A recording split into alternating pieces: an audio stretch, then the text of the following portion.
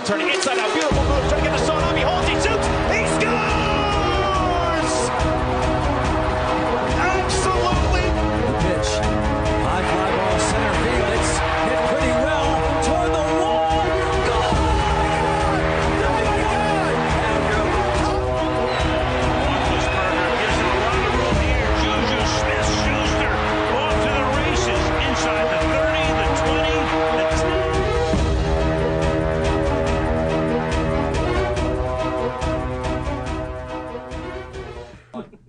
Hello to all my fans on BPTV, YouTube fans, and of course our Pittsburgh Sportsline fans, all 6,900 plus of you. We're doing a special edition of Pittsburgh Sportsline. It's our early edition before our regular scheduled show at 7 o'clock. It's the back-to-back 5A Bethel Park Blackhawk boys baseball champions. I'm honored to have them on here. I'm proud of them. We're doing this for all of you in Bethel Park. Great community, great support. What a day it was. And I'm going to start with the head coach. Here we go. Head coach, tell them your name. How are you? I'm Patrick Zender, head coach, Bethel Park Baseball. Congratulations again. Welcome aboard. Thank you. You proved my Nostradamus pick. Two Pete, back to back, and I want them to play Back in Black from AC/DC. I've That's been right. playing it at home just for you guys. I'm in Bethel Park, Bethel Church, so it's been playing. Oh, that's neat. So Thanks for your support, too, and for the prognostication that you had in naming us. So keep it coming, too, please. Okay, I won't, no further ado, 3 Pete. It's for sure. They'll tell you the reasons like pitching and hitting and certain guys coming back. We'll get into details. Not that I know that stuff. That's right, yeah. I'm just the talking head here. So No, you know it too. We'll carry on. Well, I see it, and I go by the eye test in almost everything that I do. And I'm just proud of the hard work coaches have done, players have done. They exceeded my expectations with how the game started, and we'll get into that. Coach, what was your thought?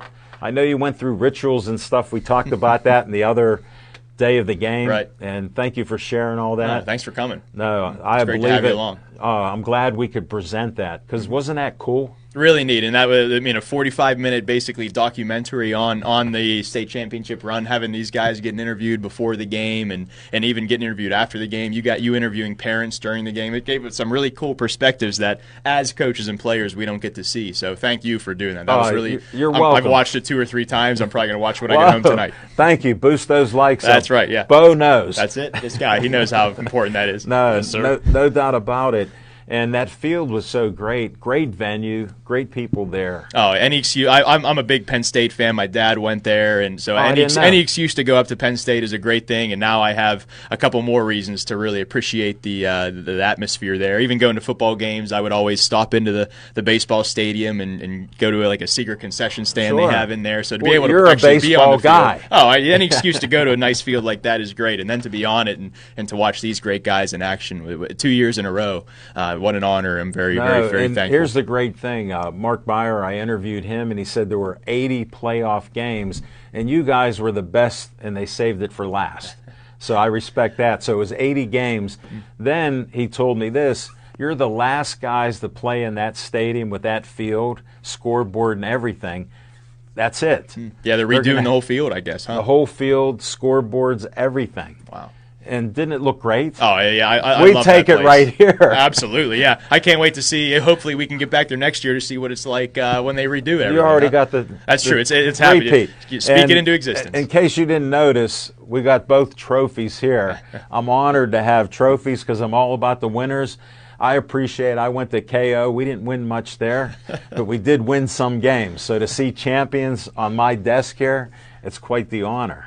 No, it's an honor to be here, an honor to coach these guys and to coach with these guys too. We're very fortunate. Let me go to the beginning of the year. What was your thoughts for the team? And you got 2 new coaches. Just introduce them so we can get their names out. Sure, yeah. Coach Jared King and Coach Tyler Dillinger, both are actually teachers around the area. Jared actually teaches in the school district, so very fortunate to have educators I'll ask on him staff a couple as well. questions. Please then. do, yeah. And both of them. And it just coming from their perspective too. I mean, being being new assistant coaches on a team that won the state championship the year prior, Sure. it's probably a different experience coming into something like that. And boy, did they come in and we didn't miss a beat as a team. And if anything, they raised our level. The experience that these guys have, both coaching and playing, really helped us. And the fact that they're educators, not only are they good ball players and know the game, but they can teach it too, which is really important. And it came across because I watched people, and I saw these coaches just interacting from the minute we got there with you players. Whether you liked it or not, they were interacting with you. Sure. And I know they gave you some great guidance. Oh, yeah. Their ability to teach the game, they know the game so well. But I think an underrated aspect is, there's a lot of guys who know the game and played it well, but to be able to actually instruct and instill skills in players so that when they're in big games, they don't have to rely too much on us. It's more just relying on the information that they've gained over the last few practices. Well, I'll co-sign that. I knew a lot of great natural athletes. I wasn't. I had to work hard for everything I did and became good doing it.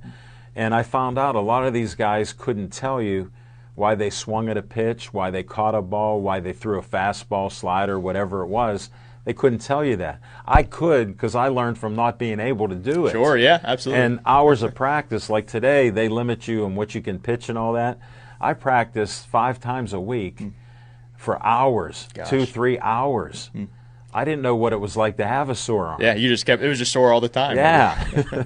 No, I just thought that was part of the process. Oh, sure, yeah. That's why I appreciate the hard work. Absolutely. And then these guys, the hard work they've put in all season long, and even from a player's perspective, when you're coming off of a championship season, there's an added pressure that comes with it, where when you have a lot of guys coming back, people are just like, oh, you guys are just going to go back to the state championship, aren't you? No. There's a lot of work that goes into it, and while even if you have a lot of guys back, it's not the same team. It's not the same chemistry. No. And these guys did such a great job as leaders, not letting us fall through the cracks or fall down after. You had a great chemistry last year. Absolutely, and you have it again this year. Different type of chemistry, but it was still great, if not better than what we had last year. So it's just neat how it works out, where there's so many worries at the beginning of the year, but with great guys like this, it works out. Look at the adversity you had against a good pitcher. Absolutely, yeah. And it's not always who the best team is. Sometimes it's a break here and there.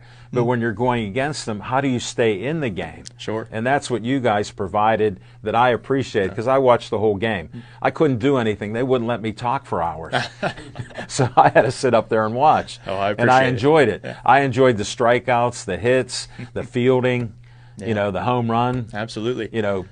Taking advantage of throws and positions of players on the field to get a base. Sure. So guess what? I know you guys guided them. That's it. Yeah. You too. Oh, no, thanks. And these guys have such high baseball IQ, and when you have a guy on the mound that's throwing like him and guys like this playing great defense behind him and everything. We're going to get to his pitching because that's my forte. Oh, there you go. Yeah, you guys can talk. And guess what? Guess what? In the beginning when I interviewed him, I asked him what his best pitch was. I would always say a fastball because my catcher's hand would bleed. And it's that's pretty fact. good. That's pretty good. He told me, no disrespect, a changeup. Yeah, hey, and a changeup could be one of the best pitches in the game if you can throw it well. And guess what, Pitch? I saw it. I salute you. Game respects game right there. But I didn't doubt you when you told me that, because I believe you were straight up with me, and you didn't even smile then, so I appreciate that. No, yeah, he's serious. And his dad was, wow, he's strong out there for his son. Oh, yeah. He was great. I'm glad I could interview his great dad. That was really neat. I'm sure I got a neat perspective with Evan to see how his dad talks about him before. Your dad was so into the game. I won't talk about the 10 or 15-minute discussion I had to try to get to talk to him about you. I'm like, you're proud of him, aren't you? Give me the mic. Oh, yeah, right. He was probably had a routine, too. He didn't want to do anything out of the ordinary, but, with a guy like that, it doesn't matter what you do, I don't think. Well, I'm a natural rule breaker.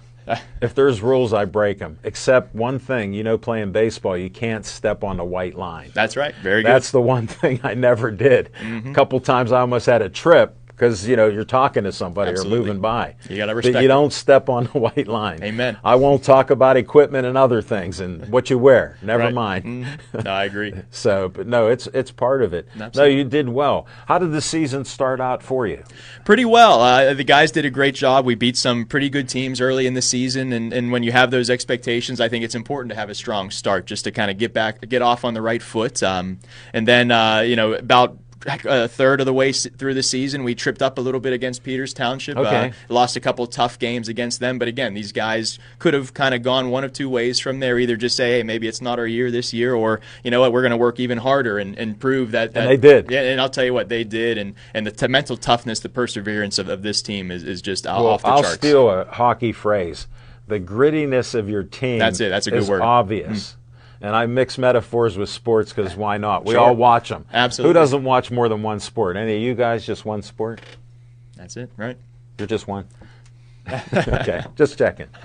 I know he can handle it. Oh, yeah, right. And that's a perfect word, the grittiness. I mean, nothing affects these guys. They could be up by 6 or down by 6. They're just going to keep playing their game, and they have the confidence and talent where they know if they do what they can do, not many other teams can match up with us. So that helps. I'll give another hockey metaphor again with the Penguins. Rarely do you see a team turn a switch on.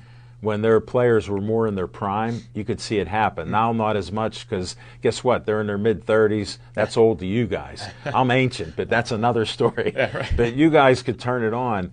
When you got the home run from Geddes, I just saw a door and like a breath of fresh air. You guys were pumped up. And then I saw everybody trying extra. And then my man Bo wasn't doing well at the plate. But then I watched him in the field, and I was a pitcher, and I had players that make errors like crazy. He had a bouncing ball that was bouncing high, and I know he was as tense as could be. And I go, if he doesn't run up, he got this. And I'm just sitting there watching. He waited and made a great play. Had to be quick with it. And we talk about that all the time. These guys, you know, just if you aren't 4 for 4 at the plate, how else can you help out the team? And these guys are so mature and have played so many big games, or they're good at not allowing an at bat to filter into the field. If anything, Sure. if they didn't get a hit their previous at bat, they're even working even harder out on the field. So like my dad always taught me, what do you do next? right, yeah. How can you control what's about to happen? Not Right. worry about what just happened. And that's the coaching. That's why they're stellar, no doubt. And then I got to quote my dad because he's a legendary guy. In basketball, he always said, you need the horses to win. Amen. Not every team wins, but you got to have the horses to win. Guess Absolutely. what, coaches and players? You were the horses. We got horses here. That's you right. got it. You did it, and you did well. I'm just so proud. I can't stop smiling here. Thank you. It's Me great either. to have you on. So you overcame it, and then what happened at the end of the season? You didn't get a championship there. Right. I just wanted to bring that up because it compares to what we had last absolutely. year. And that absolutely is one of our huge goals. We want to win that WPIAL championship. And I predicted that, and I was wrong. Hey, you got the big one right. You got the ultimate one PIAA. right. Yeah. But you know 5A. I just felt like we weren't able to bring our best game for whatever reason. In the game of baseball, sometimes you're going to have it, and sometimes you aren't. And even when we don't have it, we're usually good enough to do enough to get that win across. And we did that for the first 2 rounds. And Evan threw a great game in the quarterfinal to be able to get us to the semifinal. I to heard qualify. about that game. Yeah, and then in the I semi, heard he threw too much to pitch in the final. right? What's up with that? I don't know if there's if we'd be able to keep him off the mound in the final. I'll tell you right now. I wanted to hear that. He'd be fighting us if we tried to pull him off that mound. Well, he's a big guy. How tall is he? 6'3", yeah. I look up to him. Yeah, he's a tall guy and an imposing presence out on the mound. But in the semi, we just weren't able to scrap any runs across. West Allegheny's an unbelievable team and had an unbelievable They're like run. a factory up there. Absolutely, I'll just share that. Oh, that's a great program and a program that I like to model a lot of stuff after as well. I have a lot of respect for their head coach Brian Cornell I've heard about him over the years. Yes. And they were able to beat an unbelievable Peters Township team in the Whitfield Championship, and we were able to get another crack at them in the state playoffs, and we're able to. And look what happened. And Evan was on the mound and threw another 3-hit shutout against West Allegheny in the quarters to give us that push. And that was really, I think, the game that really helped this team. Well, believe that they could do momentum it. comes in streaks. Absolutely, yeah. So if that gives you the momentum to get to the next one, who knows what will happen? Right. But you're in it. Just survive and advance, right? Yeah. No, that's great. Great stuff, Coach. Thank you. Yeah. Pass it on to the new guy. Absolutely. What do you teach first, Coach? 8th grade health. Wow, I got to give you all the School. credit in the world. 8th grade and health in this era? Yeah, it's God bless you. It's like Forrest Gump said, man. You never know what you're gonna get. But Do you bring the box of chocolates in? I should. I'm gonna. I recommend that highly. I'm gonna have to now. But Jared King, this is my second year in Bethel, first year coaching with Coach Zender and Coach Dillinger. Congrats to you. Yeah, thank you. It's my 6th year coaching. I was a head coach down in Virginia for 5 years. Where at in Virginia? Southern Virginia, Pulaski County. Never heard of it. It's very sad. My son was in the Navy in Norfolk, so that's about what I know. Opposite side of the state. That's what I need to hear. Yeah. Thank you, sir. So my now wife and I moved here right a little bit before COVID. Why did you come here? Chased her. A Pittsburgh girl. That's right. So welcome aboard. Yeah. I've been born here, and I'll probably die here, but not today. Yeah, absolutely. Just have to share that. So, thank you. I'm not an ugly Steeler fan. I don't care who you like. I didn't play for them. I just watched them win 6 Super Bowls. I was going to say, I don't have much choice. I've learned that much, but you aren't going to. But we're, I was very fortunate when I started teaching first in Bethel. The athletics director Dan Sloan made it. I met him. What a great guy. Phenomenal. Heard so many good things. He exceeded my expectations. For sure. And that's a quote. And he, all credit to him. The very first day of convocation this past year, he put me in contact with Coach Zender and said, hey, you're a baseball guy. Like, let's see if it can work out. And, fortunately, I was able to find a contracted position in the district, and that gave me the schedule to be able to commit Where to did you grow up at? Down in Virginia. And what did you play? Baseball? I played baseball. I played basketball, golf. Everything? Everything. You were a good athlete. You got nice size. Fortunate to play a lot of sports as a young kid. Played at the University of Virginia as well. Played college baseball at the University of Virginia. Thanks for dropping that in, Patrick. I didn't want him to have to say. I'll say it. Well, I find that most people don't like to talk about themselves that much. Even me. I don't stop talking, but I rarely talk about me. Sure. Just some different things. So I respect that. Well, and I think that a lot of that is why we've had such success this season. And that's my point to all this. Right. Coach Zender is. I've been around a lot of coaches. I mean, he is the most humble head coach I think that I've ever been around, and I think what a compliment. That's emulated in his players. These guys see a guy who's very selfless, which in today's world is uncommon. Amen. And I think it bleeds down into our games. And I'm not saying that's. You said earlier we have horses. We have very, very good players. Yes. Glad I could bring that out for you, for Coach. sure. But also they have a lot of those qualities from their head coach, and I think that's a big reason that this year has gone the way it has. Well, like I shared with you, coaches' values and stuff, I recommend everybody put their kids in sports, even if they're not good, because they'll learn what it takes to be on a team, hence work for companies themselves or whatever else. Mm-hmm. You learn things. I have in my careers. Sure. Absolutely. So you're spot on with what you're saying. I appreciate that. And I think baseball, maybe even more than any other, like I said, I played a lot of sports. Baseball, more than any of them, you can do everything that you think is right and not get a great outcome all the time. Like Coach Zender mentioned, in the 4 games that we lost this year, we played really good in most of those games, and we didn't get the win. But it's not because there's a lot of reasons that you win and lose baseball in sports, games. It's a metaphor, 110%. These guys give 110% no matter what. I know they'll run for brick walls through you. They did in here to get here. That's right. They ran through 2 doors, maybe 3. Sure. They didn't know the studio, but they found it. So I know that. Mm-hmm. And then when you see that happen, what do? In this day and age, I see so many attaboy, attagirl kids, they cry. Because I coached in T-ball, little pony league and stuff, and kids were crying when they struck out and they lost the game.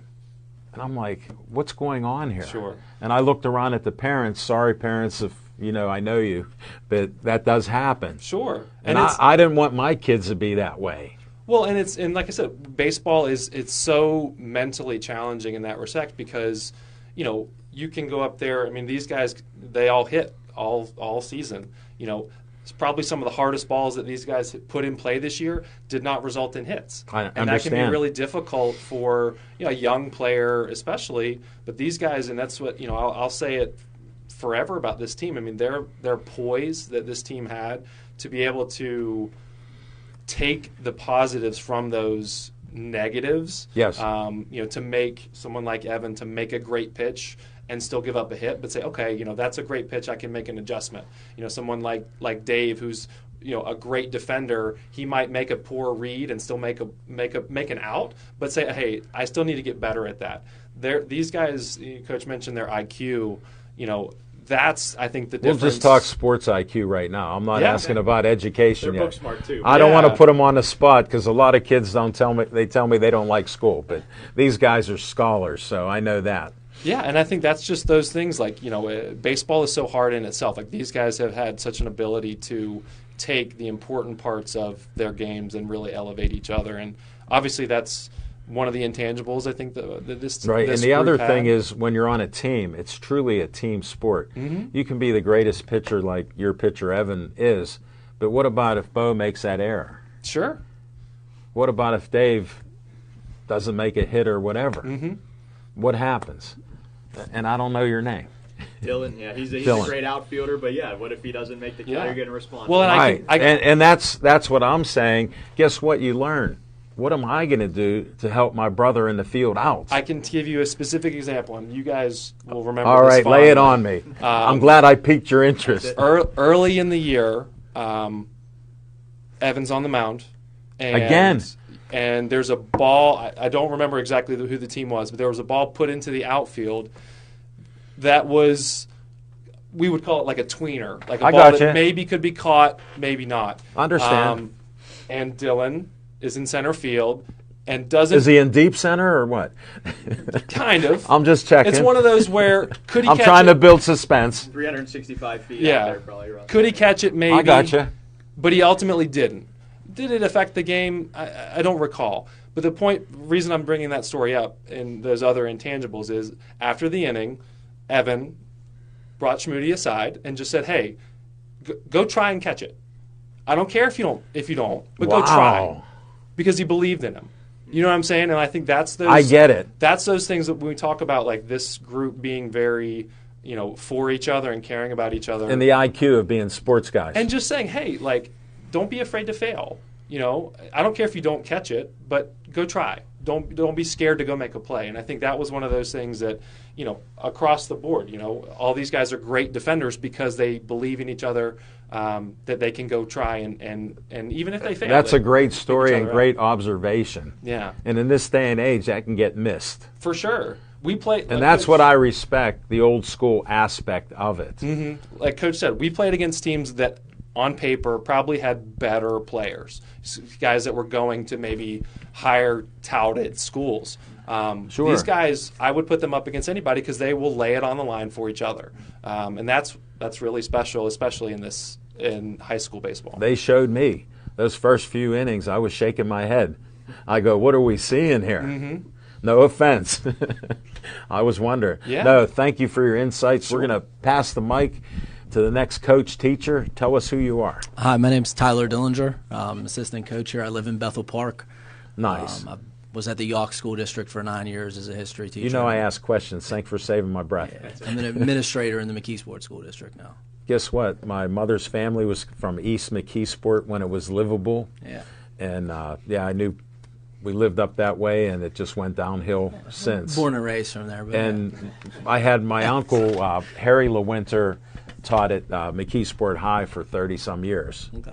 So I have respect for where you came from, definitely. We didn't know we'd have a connection like that, right? Yeah, we didn't. But I know a few people, so that worked out well. And you played baseball? Yeah, I played at Bethany College.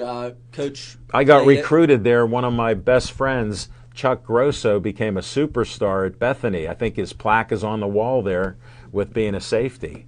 So, That's awesome. Yeah, I got connection. Name some other. You guys pick a place. Yeah, test me. You can test me. I'm ready. I take all challenges, even if I'm wrong. No. So you were at Bethany. Yeah, and I all 4 years, Coach Pat was at Westminster, and we played against each other. I got recruited from them too.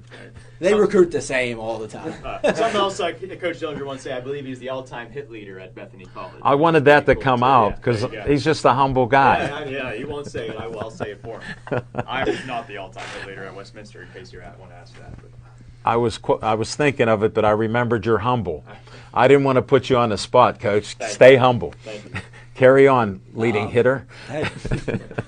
Oh, did that slip out? I was thinking that. I coach. So you know some stuff about baseball. Maybe a little bit. And what do you teach? History. I love history. Let's go. Middle school and high school. And then, I read history books every day. Really? Yeah. That's awesome. We'll talk Egypt, pyramids, ancient history, Off air, modern maybe, or a history. different segment, non-Sportsline. Well, definitely. I And coached sports. baseball at Set for 7 years at York, and then took a year off during that COVID year. I emailed Understand. Coach Pat. I really wanted to get back into it, and I live in the community. How long have you lived in Bethel? 5 years now. Ah, good for you. My wife and my son, and then so hopefully, Pat has maybe a starting shortstop coming in like 2038, maybe. Wait, how old is your son? 8 years, 6 years. So I figure by that time at this pace he'll be on. We'll give him 10 of these maybe. That would Well, be Coach, awesome. I already like you with history, all-time hit leader, and math.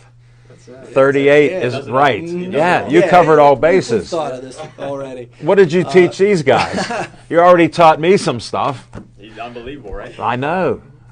And I sent Coach an email asking if they had any openings, and He said, for you? Luckily, at that point in time, he did. The difficult part was that I knew I was coming into a state championship program, and What were your thoughts about that? Well, I know, and I said it, when we first spoke, that, there are a lot of coaches that and Jared sort of touched on this, like they're stuck in their way. This is the way we do things here. Sure. And maybe adding other voices after a run like that is something that they don't want to do, and I would have understood that. Here, I'll make it simple for you. People like this box. You have to do everything in the box. I'm so far outside the box, I don't know where the box is. Just do it. Yeah.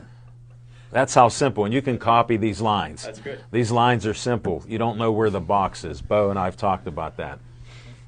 And there are some things that Pat has that are pretty rigid for the program. Some expectations of the players and Well, what I he would asks hope for so. them. Like yes and no are two good things that you have to tell people.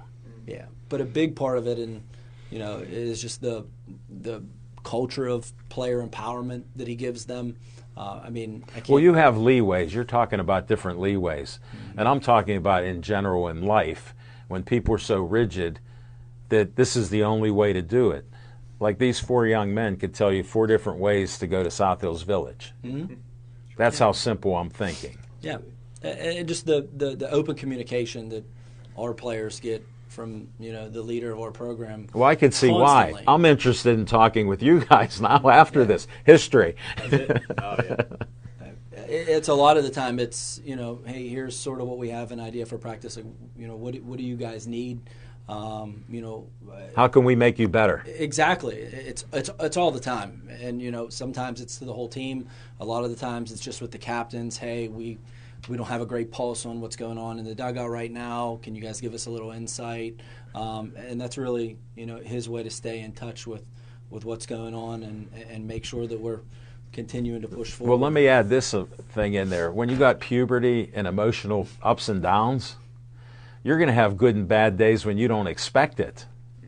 And it's how do you deal with that, let alone how these guys deal with it. They don't know why they're raging and yelling at you. So, and then they're apologizing. So how do we deal with that, right? So it's just part of putting the whole thing. That's why I'm so proud that you guys did this back to back. And 30 years from now, you can do the math on that. When you guys look back on it, look what you accomplished. Back to back. First to ever do it. That's the other thing. Last to do it on the field, you got a trifecta. I mean, nobody can challenge you on that. I'm just blowing some smoke, but it's all good. Think about that. Very cool. No, that is great. No, Coach, thanks. We're going to start hitting Captain Bo. You can just hold the mic and be humble, and we're good. You just keep doing that. Yeah, I won't ask you another question till the end. Good. Thank you. All right, tell us your name. I'm Bo Conrad. Is your dad James Conrad II? Yes, that Okay. is. I guess my real name's James. James Leroy Conrad III. I just had to hear that because I know why you're named Bo. Jimbo. And they took the Jim off and called you Bo. Exactly. That and my See? mom liked Bo Jackson. So I did stuck too. One of the greatest athletes. Oh, we digress. We're talking about Bethel Park boys baseball, captain of the baseball team. What are you thinking there, buddy? I don't know. I mean, this season, I know against Peters and everything, like I guess I know we all got worried at one point that it was over. We got our experience. There was not going to be a dog pile again at the end of the year. I mean, it was a great dog pile. Sorry I missed it, but I didn't want to dive in. It was a no good one. offense, but that was raucous. It was a Look good that one. word up. I know we sat the team down and we just Heart to laid it heart. on them that we got to go 100%, that we weren't going 100% at that moment. Wow. And from that point on, it was 110%, get ready to go at practice. And I mean, we were there early and we were getting ready to go early. And I think ultimately when you put in that extra work like we were doing, we got that second dog pile that we wanted. No, it was just a great feeling, great to see it. Glad we could film it right in the middle of it. So you guys were great. You're one of the horses. I got 4 horsemen here. Look up that in history, what 4 horsemen are. Bringing out history here, sports history guy. Anything else you want to say? You want to say, I always have you say hi to your parents and sisters and brothers, but you don't have to if you don't want to. Ghost Quest, same channel. Saturday. It is a good show. It is a good show. If he's not promoting, he's not a friend of mine. So, pass that darn mic.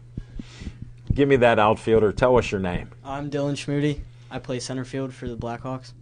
And how are you doing today? I'm doing good. How are you? How about yourself? I'm doing great. Beautiful sunny day, and I'm with talking to people that are doing great and successful winners in my hometown of Bethel Park.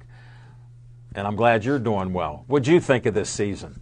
I felt like we played really well this season. Our bats came alive in the second half. And the second half of the game. Yep. The 2 games against Peters were like our worst games of the year. What were your thoughts about that?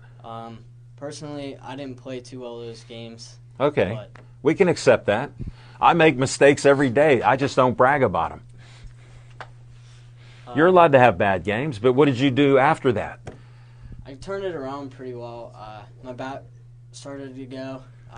It comes and goes. You know what? I tell people, why baseball's so great? Guys in the Hall of Fame fail 70% of the time, and they're Hall of Famers. Think about that for a minute. Can you have a job and be wrong 70% of the time? Well, don't count weathermen and weatherwomen, okay? 100%, they're good. But in baseball, look what you do, and you're successful. You hit 300, it's a great season. You hit under the Mendoza line, you suck. Sorry. That's it, right? I grew up with Mendoza. But Another no, thing for Dylan, and he won't say it, I'll say it for him. His first year as a varsity starter, he was first team all section in a very big, very loaded outfield. I in, knew he South was a section low-key, modest guy because humble seems to be the routine. No, thanks for adding that, Coach, and I appreciate you. Thanks for being honest on the Pittsburgh Sportsline. We appreciate that. Pass that to the pitcher. I need to talk to the pitcher. All right, I'm Evan Holowinski. I'm the starting pitcher for Bethel. And what's your best pitch still? Change up. You know what? You proved it to me. I respect it. Your pitching was fantastic. Thank you. You gave them, the other horses, the opportunity to win the game for all of you. So I appreciate that and the hard work you do and the support of your dad. Your dad had me pumped up how focused he was when you were pitching. I stopped talking, just so you know. And it was great. What were you thinking during the game? Like after the first inning and the butterflies are gone, what were you thinking? I mean, I knew we had the experience going into the game. And You were confident? yeah, I'd say we were way more confident this year than last year. Really? Yeah, just going into it knowing that we've done it before, knowing we could do it again. You know what? You guys look like it. You know, they talk about some swag, and there was swagoo on the field. I could see it. And then once Cody hit the home run, that was like our lifting point, I think. And it was like coming alive that we had 3 innings left to play together, and it was all or nothing at that point. So you were thinking about that? For sure. No doubt. I love your style. No, thanks for sharing that. You want to say hi to anybody, or? Hi, Mom and Dad. All right. Tell us your name. My name is David Kessler, and I play shortstop for Bethel Park. Understand. What were your thoughts during the game? I'm digging deep here, so I know you're a deep thinker, so lay it on me. During the game, I had a ton of confidence coming in, but I knew we were going to face a tough team, and their pitcher was one of the best I think we faced all year. But I knew, no doubt, he was proving it. Yeah, for sure. And your first time at bat, what was your thought? Because I watched you during your bat. You looked very confident up there. Yeah, I felt good. And the whole playoff stretch, I was seeing the ball well, so I just stepped in there knowing what I can do, and didn't result in a hit, but I felt confident even after the out. Right. You weren't giving up. Exactly. You were confident. Yeah. No doubt. You made some nice plays in the field. You got some good range and a good arm in my scouting report. Thank you. How'd I do on that? Pretty good. Okay. I watch some baseball. I don't just talk about it. Yeah. What did you feel after the home run?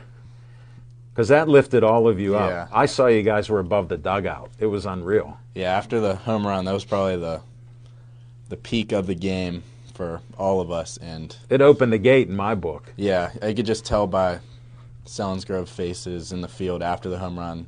They're like, it's going to be a challenge to come back. And Corey now. looked like he was on cloud 9. Yeah. When he hit that. He was. Even after he got bopped with one of these trophies, I wanted to interview him. He's bleeding. I go, what happened? I got hit with the trophy.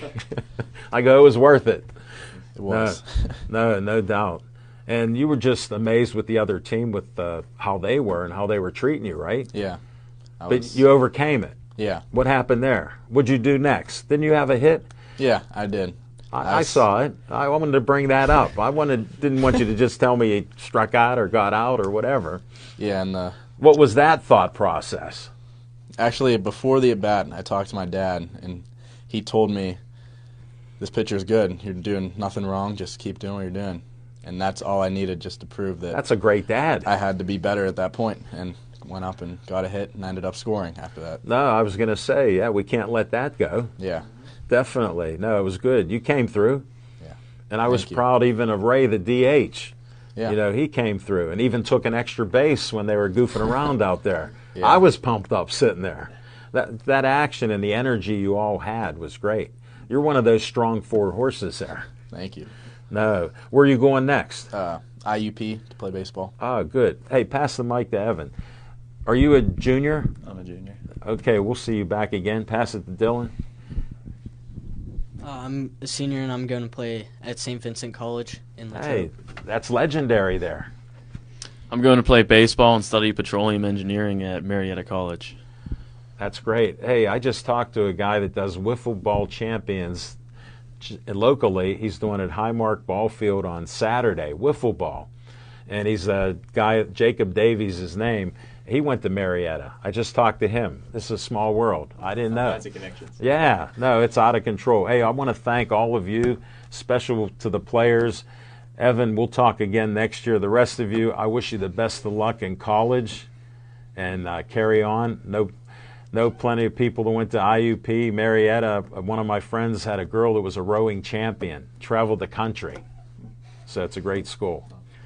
And good luck at St. Vincent's. We all know about that. You know we're Steeler fans, black and gold. We can't help it.